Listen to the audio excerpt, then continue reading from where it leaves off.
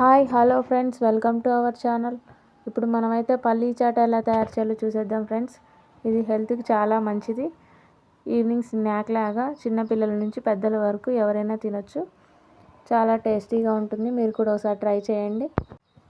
ముందుగా ఒక బౌల్ తీసుకొని దాంట్లో ఒక కప్పు శనగలు తీసుకొని తర్వాత దాంట్లోకి హాట్ వాటర్ వేసుకొని ఒక గంట సేపు నానబెట్టుకోవాలి.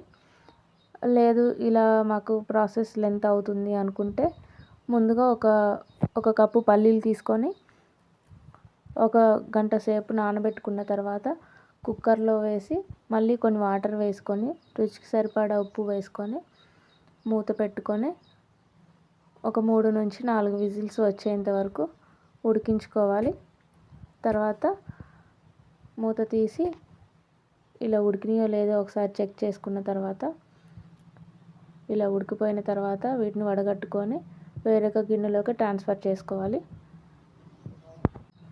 తర్వాత దీంట్లోకి సన్నగా తరిగిన ఉల్లిపాయ ముక్కలు, సన్నగా తురిమిన క్యారెట్ తురుము, తర్వాత సన్నగా తరిగిన టమాటా ముక్కలు, కొత్తిమీర, పుదీనా, 1 స్పూన్ కారం, చాట్ మసాలా, ధనియా పౌడర్, రాక్ సాల్ట్, రుచికి సరిపడా కొంచెం నిమ్మరసం,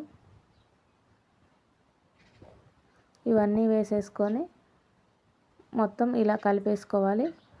అంతే ఫ్రెండ్స్, టేస్టీగా ఉండే పల్లీ చాట్ రెడీ. మీరు కూడా ట్రై చేయండి. వీడియో నచ్చితే లైక్ చేయండి.